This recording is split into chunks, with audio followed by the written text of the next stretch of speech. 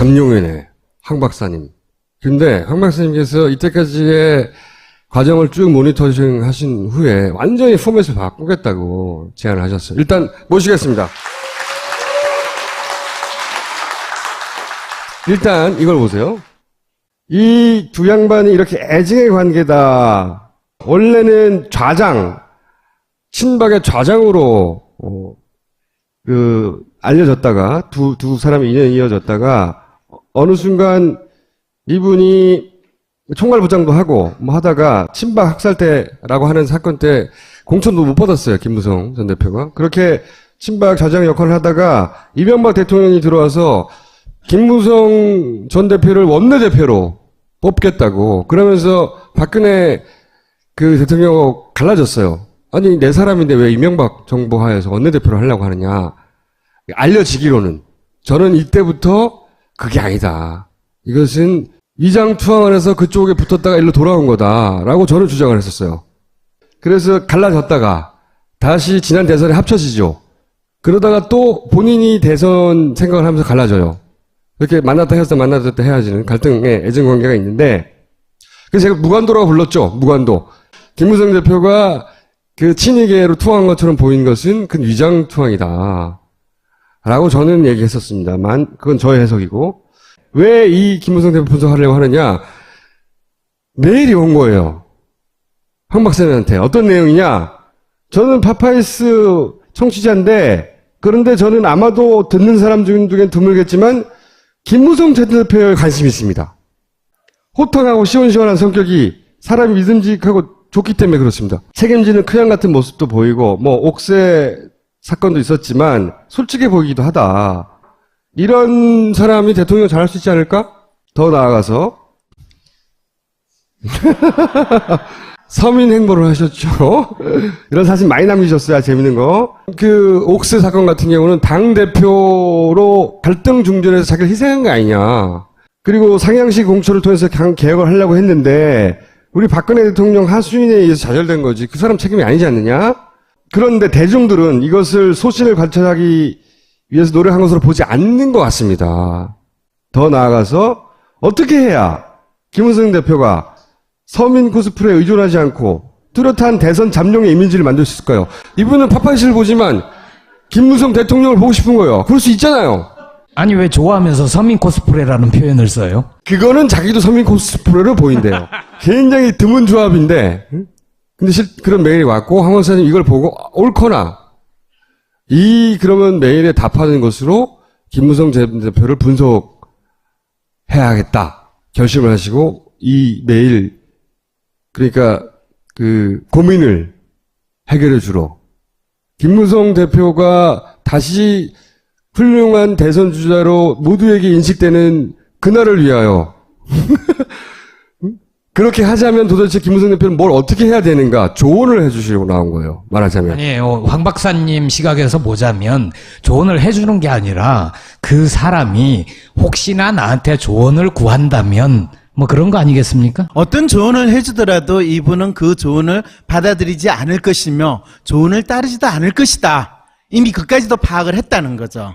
여하간 이 의뢰인의 요청사항은 그거였어요. 사실은 처음에 김총수가 보여준 이 10년의 애정의 관계라고 표현을 했는데 이 10년의 애정의 관계를 보면 김무성 대표라는 사람이 어떤 사람이고 그 다음에 왜 우리 여왕님께서 김무성 대표를 아주 중히 여기시고 크게 쓰시는 것 같지만은 실제로는 깊은 마음은 주지 않는가. 그렇죠. 왜 주지 않는가라는 것을 잘 알려주고 있다는 거예요. 왜 그렇습니까? 네.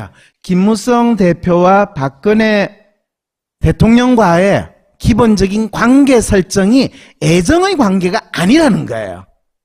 그 관계는 주인 만한인과 머슴의 관계라는 거예요. 이걸 더 멋있게 포장을 하면 이 토지에 놓는 서희와 길상의 관계인데 안타깝게도 두 사람이 결혼은 안 하지만은 머슴과 이 주인집 아씨와의 관계는 유지할 수 있는 그 정도 관계라는 거예요. 왜 그런 관계죠? 길상이어서 그렇다는 거 아니에요. 네? 길상이어서. 그렇죠. 그 두 사람의 관계는 원래부터 모섬이었는데 그래서 계속 질문하는 게 아니 모섬이라도 본인이 돈 좀 벌고 잘 나가면 높은 위치에 되면 뭐 옛날 만화님을 아주 우습게 볼 수도 있지 않느냐라는 건데 이거는 이 만화님은 소위 말해서 지금 우리 박근혜 대통령은 머슴을 길들이는 데 있어서 상당히 놀라운 내공을 가지고 있어요. 내가 질문을 할게요. 머슴을 잘 부리려면 머슴한테 끊임없이 격려와 지지와 너 잘한다라고 칭찬을 해준다. 아니면 중간중간에 조금이라도 기어오를 만하면 뒤통수를 쳐서 작사를 낸다. 상대가 기본적으로 노예의 지위를 스스로 받아들이면 그렇게 하는 게 맞겠죠. 원내 대표를 지낸 사람한테도 공천을 주지 않고 본인을 완전히 물로 만드는 거를 경험을 딱 한 번 하니까 이거는 말 안 듣는 멍멍이를 길을 확실히 들이는 방법은 몇 대 두들겨 패놓으면요. 그 다음에는 그거 얻어맞은 멍멍이는 때린 사람한테 옛날에는 멍멍 짖다가 그 다음부터는 꼬리를 내리고 도망가는 그 패턴을 그대로 보이는 거예요. 지금 재밌는 게 처음에 이제 박근혜 대통령의 이미지에 대해서 이야기할 때 박근혜 대통령을 별로 좋아하지 않거나 지지하지 않는 많은 국민들은 박근혜 대통령을 혼군이다, 맹한 여왕이라고 보는데 박근혜 대통령에 대해서 나름대로 지지하는 사람들은 박근혜 대통령을 어떻게 보냐 하면 우리 VIP, 그 다음에 얼굴 마담 이렇게 보고 있어요. 우리를 대표하는, 예. 그렇죠. 그런데 우리 VIP하고 얼굴 마담이라는 이 두 가지 이미지가 박근혜 대통령을 보는 이미지라면 김무성 대표는 박근혜 대표를 어떤 이미지로 보고 있을까? 이 둘 중에. 아니, 그 김무성 대표가 박근혜 대통령을 우리의 BIP이자 얼굴 마담으로 동시에 생각할 수는 없는 거예요? 동시에 생각할 수는 있어요. 근데 그게 동시는 아니에요. 그분 앞에만 서면 우리 VIP로 봐요. 그런데 본인이 한나라당 대표일 때 여의도로 따가 국회에 오면 저 사람은 얼굴 마담이고 국회에서 야당하고 같이 싸우고 하는 이게 진짜 정치인데 나는 그 마음에서 그런 표현들을 쓰는 거예요. 그러니까 BIP라는 거는 정말 중요하다고 생각하는 것이고 얼굴 마담이라고 표현하는 것은 그냥 얼굴 마담일 뿐이라고 하는 거예요? 그렇죠. 그래서 유승민 이 의원이 청와대 그 얼라들 뭐 이런 식으로 표현하는 거는 결국에 대통령이 뭔가를 하는 것 같지만은 십상시든 그 얼라들이 하는데 그냥 가오마담으로 나와 있지 않냐라는 마음을 그대로 표현했는데 그게 사실은 유승민 의원의 마음이라기보다는 그 원내대표의 마음이겠어요? 당대표의 마음이겠지. 그거보다도 박근혜 대통령은 98년에 처음 한나라당으로 들어올 때부터 대중적인 인기를 등에 업고 아버지의 인기를 등에 업고 거의 예비 대통령 후보급으로 급부상한 거예요. 처음부터 그렇게 등장했죠. 김무성은 처음에 비서관부터 시작해서 나중에 보니까 자료 찾아보니까 93년에는 민정수석도 했어요. 23년 전에.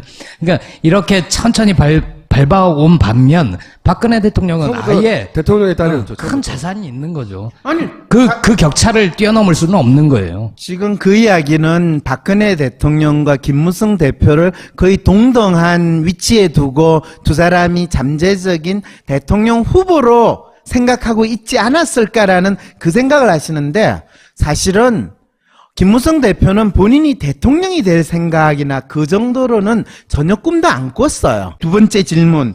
대선 잠룡의 이미지로 가려고 했으면 어떻게 해야 됩니까? 라는 여기서부터 본인이 당대표가 되고 그 다음에 대통령이 되겠다라는 것에 대해서 본인이 뚜렷한 욕심을 가지고 적극적으로 나갔으면 첫 번째 어떤 일이 벌어지지 않도록 하거나 벌어졌을 때 본인이 대통령하고 각을 세웠어야 돼요. 그 청와대하고 유승민 대표하고 한판 붙었을 그렇죠. 때 그때 그때가 아주 결정적이에요. 그때 크게 잃었고 유승민 원내대표를 잘라낼 때 그때 크게 한번 고개를 숙였고 유승민 원내대표가 갑자기 김무성 대표를 거의 능가할 수준의 전국적인 인지도와 잠재적인 잠룡 후보로 부각됐던 그 현상은 기억하시나요? 너무 당연한 거죠. 현 권력과 각을 세우는 과거 정치사를 보면 이회창도 그랬고 각을 세우는 순간 여당 내에서 집권 말기에는 부각되기 마련이에요. 그러면 그거를 김무성 대표가 알고 있을까요, 모를까요? 알고 있었는데 못했던 거죠. 왜 못했냐? 왜 못한 겁니까? 본인이 박근혜한테 한번 뒤통수를 맞아서 잘렸거든요. 트라우마 때문에? 그 트라우마를 극복을 못하는 상태가 바로 김무성 대표인데, 이거는 집권당의 대표에서 대통령이 있고 대통령하고 각을 세울 때, 본인이 대통령하고 각을 세울 때 이전에 트라우마가 없는 사람인 경우에는 각을 세울 수가 있어요. 또 트라우마가 있다 하더라도 2판 4판이다, 나는 머섬은 결코 머섬이 아니다라는 심리 상태로 붙은 사람은 트라우마가 있던 찌그러지든 하더라도 또 각을 세워요. 그런데 김무성 대표는 안타깝게 트라우마가 있어요. 그런데 이것을 여러분들이 지금 집권당의 대표 누구죠? 이정현 씨. 이정현 씨가 대표가 되고 나서 가장 먼저 내세운 구호가 뭔지 아세요? 대표 모습이었죠. 대표 모습. 국민의 머섬이라고 이야기하는데 사실은 대표 머섬, 그 단어를 썼어요. 그걸 딱 보고 와, 우리 여왕님이 왜 얘한테 송로버섯과 삭스핀을 대접을 했는지 알겠다. 애증의 관계라고 표현되나 실제로는 주인공 머슴의 관계고 그렇죠. 왔다 갔다 했지만 중간에 크게 한번 당해서 트라우마가 생겼다. 그렇죠. 트라우마가 생겨서 결정적으로 각을 세우고 대권 주자로 부각될 찬스가 있었으면 그걸 못 살렸다. 트라우마 때문에. 그렇죠. 계속 찌그러졌다. 그렇죠. 재밌는 게 본인이 당 대표로 나올 때, 그게 2014년 새누리당 맞죠? 당 대표인데 그때 대통령이 전당대회에 나와가지고 연설을 했는데, 그때 연설을 한 이유는 서청원 씨 이기라고 연설을 한 거예요. 그런데 결과적으로는 김무성 대표가 된 거예요. 놀라운 거는 이번에 이 새누리당 전당대표 할 때 우리 대통령이 와서 또 연설을 했어요. 그런데 결과가 어떻게 됐어요? 드디어 우리 여왕님이 원하던 머슴을 선택을 한 거예요. 그랬을 때 이분은 그 전당대회에 있었을까요? 없었을까요? 전당대회 참석을 안 하고 서울에 올라오긴 했어요. 당일날. 아, 당일 올라왔어요. 왜냐면은, 그런데 예, 지방에서 이 서민 투어를 하시다가 그런데 그거는 누구를 그대로 따라했냐 하면 이정현 씨가 선거운동할 때 밀짚 모자를 쓰고 자전거 타고 하는 그걸 그대로 재현한 거예요. 그러니까 이제 가출 쇼를 하면서 이제 이 서민 코스프레를 하기 시작한 거예요. 네, 지금 대선 주자 지지도 여론조사를 하면 김무성 대표는 이제 한참 바닥으로 나온단 말이에요. 그렇죠. 그만큼 사람들이 저 사람이 차기 대통령이 될 가능성이 높지 않다라고 보는 사람들이 많은 거죠. 저도 그 해석에 동의합니다. 그러니까 김무성 대표가 지지한 사람이 당대표가 안 된 것은 박근혜 대통령의 의중이 어디에 있냐가 보다 더 중요한 것은 차기 정권을 창출하는데 김무성으로 돼? 혹은 김무성이 지지한 사람이 되는 거야? 김무성 대표가 당 지지율 1위였으면 그러니까 대선 후보 지지율이 1위였고 저 사람은 대통령 될 확률이 높아. 그렇다면 김무성 대표가 지지하는 사람이 당대표가 될 확률이 높았을 거라고 저는 보는데 이 양반은 가능성이 굉장히 낮다고 본 거예요. 이제 사람들 마음으로부터 멀어져 버린 대선 주자인데 네. 이 양반이 다시 부상할 가능성이 있습니까? 저런 그렇죠. 스타일에서. 그 질문을 해야 되죠. 물론 이제 트라우마가 있기 때문에 이 여왕님에 대한 직접적인 항의를 할 수 없고 이미 이분의 심리 상태는 그 대감댁을 나왔어요.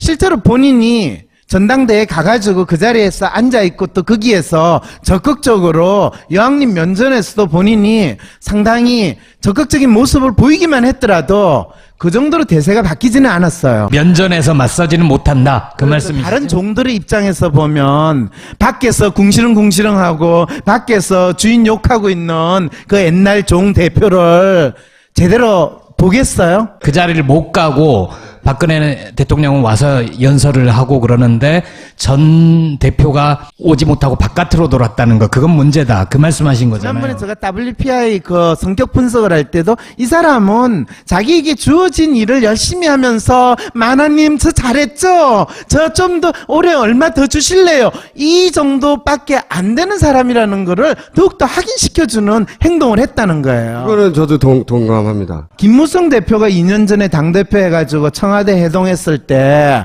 그때 나온 메뉴가 뭔지 알아요? 몰라요, 그거는. 그때는 송로버섯 안 나왔어요. 그리고 그때 찍은 사진을 여러분 한번 보세요.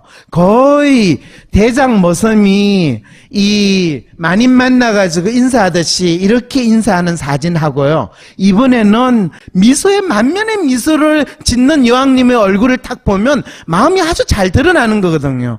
그랬을 때 여왕님은 이정현 대표가 됨으로 해서 레임덕은 없다. 더욱더 확신을 가지신 거예요. 오늘의 결론을 짧게 말씀해 주세요. 일단 김무성 대표가 지금 박근혜 대통령에 대해서 가지고 있는 속마음을 표현해야 돼요. 이거를 공식적으로 표현을 하게 되면 본인이 이제 카타르시스를 겪게 되는 거죠. 그리고 그분과의 심리적인 독립을 주장할 수 있어요. 더 이상 본인이 박근혜 대통령 또는 여왕님의 노예가 아니다라는 것을 공식적으로 선언을 할 수 있게 되는 거죠. 그리고 이 선언을 함과 동시에 사내 대장부 맞네 라는 생각이 들면 완전히 새로운 기대를 사람들은 할 수 있게 된다. 그리고요. 그러려면 이분이 지금 심리 상태로는 안 돼요. 저한테 심리 상담을 이 메일을 보낸 분에게는 제가 이렇게 말씀드릴게요. 김무성 대표에게 그렇게 전달해 주십시오. 황상민 대표를 만나서 상담을 3회 이상 받고 트라우마를 극복한 후에 대선 뚫어서 다시 부상하자. 이런 제안을 김무성 대표에게 이분은 하면 되는 거 아닙니까? 그죠? 여왕님과 각을 세우려고 하면 여왕님에 대해서 생각하는 게 여왕님은 우리 VIP다. 또는 여왕님이 가오마담이다. 이 생각을 머릿속에 조금이라도 흔적을 가지고 있으면 각을 못 세워요. 그 뭐 어떻게 생각해야 되는 겁니까? 여왕님은 홍군이다. 맹한 여왕이다. 더 이상 이분한테 나라를 맡기고 있으면 나라가 진짜 망할 것 같아. 내가 독립운동을 하는 마음으로 이 나라를 구해야 되겠다. 그래서 진짜 옥새 들고 나르사가 아니라 청와대에 돌진하겠다는 마음으로 이제 지금부터 이 전국을 바라본다면 이분이 대통령 후보로서 부각될 수 있는 기회다. 예. 그럼 그럴 가능성은 있나요? 마지막 질문인데 본인 스스로 김무성 대표가 지지율이 5% 이하로 떨어지면 그때 그렇게 극단적인 상황이 가야 그나마 그게 가능성이 있다. 월급 안 준다. 그래서 그 사장한테 니 죽고 나 죽자 나 살자라는 마음이 대로 바뀌지 않고서는 힘들어요. 알겠습니다. 오늘 여기까지 하겠습니다. 감사합니다. 네, 그렇습니다. 홈시어터를 원하는 이여 어둠의 힘에 눈을 떠라. 맞아. 빔 프로젝트를 쏘려면 내겐 빛보다 어둠이 필요해. 그래, 오직 어둠만이 너의 빔 프로젝트를 강력하게 해줄 것이니. 아니죠. 더 강한 빛이라면 어둡지 않아도 잘 보이니까요. 천안시의 트윙글 빔으로 강력한 빛을 느껴보세요. 안드로이드 OS라 다루기 쉽고 영화관에서 볼 수 있는 3D까지. 내게 필요한 건 딴지마켓에서 트윙글 빔을 사는 거였어. 요렇게 견적이 싸면 말이요. 루신 이유가 있는 거요. 그놈은 그냥 견적을 던져본 것이고 사람들은 그것을 확 물어본 것이요. 절대 현혹되지 마소. 이? 자동차 리스 렌탈 이젠 견적이 아니라 상담이다. 자동차 캐피탈 세금 전문가 새 차를 파는 사람. 잠룡이네. 황 박사님. 근데 황 박사님께서 이때까지의 과정을 쭉 모니터링 하신 후에 완전히 포맷을 바꾸겠다고 제안을 하셨어요. 일단 모시겠습니다. 일단 이걸 보세요. 이 두 양반이 이렇게 애증의 관계다. 원래는 좌장, 친박의 좌장으로 알려졌다가 두 사람이 인연이 이어졌다가 어느 순간 이분이 총괄부장도 하고 뭐 하다가 친박 학살 때라고 하는 사건 때 공천도 못 받았어요. 김무성 전 대표가. 그렇게 친박 좌장 역할을 하다가 이명박 대통령이 들어와서 김무성 전 대표를 원내대표로 뽑겠다고 그러면서 박근혜 그 대통령하고 갈라졌어요. 아니 내 사람인데 왜 이명박 정부 하에서 원내대표를 하려고 하느냐. 알려지기로는 저는 이때부터 그게 아니다. 이것은 위장투항을 해서 그쪽에 붙었다가 일로 돌아온 거다라고 저는 주장을 했었어요. 그래서 갈라졌다가 다시 지난 대선에 합쳐지죠. 그러다가 또 본인이 대선 생각을 하면서 갈라져요. 이렇게 만났다 헤어졌다 만났다 헤어지는 갈등의 애정관계가 있는데 그래서 제가 무관도라고 불렀죠. 무관도. 김무성 대표가 그 친이계로 투항한 것처럼 보인 것은 그 위장투항이다. 라고 저는 얘기했었습니다만 그건 저의 해석이고 왜 이 김무성 대표 분석하려고 하느냐? 메일이 온 거예요. 황 박사님한테. 어떤 내용이냐? 저는 파파이스 청취자인데, 그런데 저는 아마도 듣는 사람 중에 드물겠지만, 김무성 전 대표에 관심이 있습니다. 호탕하고 시원시원한 성격이 사람이 믿음직하고 좋기 때문에 그렇습니다. 책임지는 크양 같은 모습도 보이고, 뭐, 옥새 사건도 있었지만, 솔직해 보이기도 하다. 이런 사람이 대통령 잘할 수 있지 않을까? 더 나아가서, 서민 행보를 하셨죠. 이런 사진 많이 남기셨어요. 재밌는 거. 그 옥스 사건 같은 경우는 당대표로 갈등 중전에서 자기를 희생한 거 아니냐. 그리고 상향식 공천을 통해서 개혁을 하려고 했는데 우리 박근혜 대통령 하수인에 의해서 좌절된 거지. 그 사람 책임이 아니지 않느냐. 그런데 대중들은 이것을 소신을 관철하기 위해서 노력한 것으로 보지 않는 것 같습니다.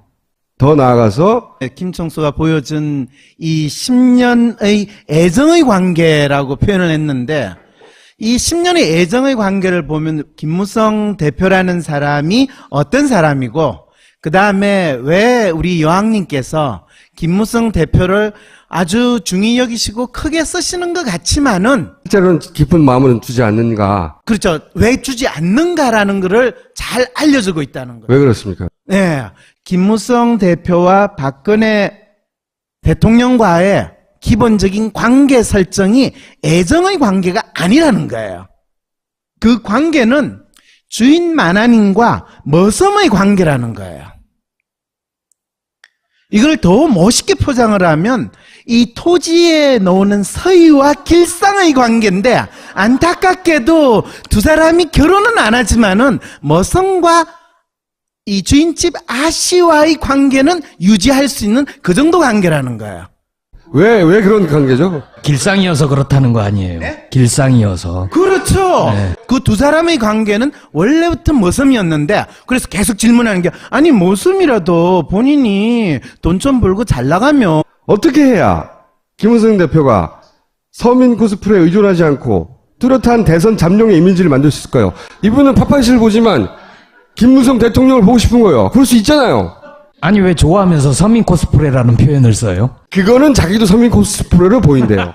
굉장히 드문 조합인데, 근데 그런 메일이 왔고, 황 박사님 이걸 보고, 옳거나, 그러면 메일에 답하는 것으로 김무성 전 대표를 분석해야겠다. 결심을 하시고, 이 메일, 그러니까, 고민을 해결해 주러, 김무성 대표가 다시 훌륭한 대선 주자로 모두에게 인식되는 그날을 위하여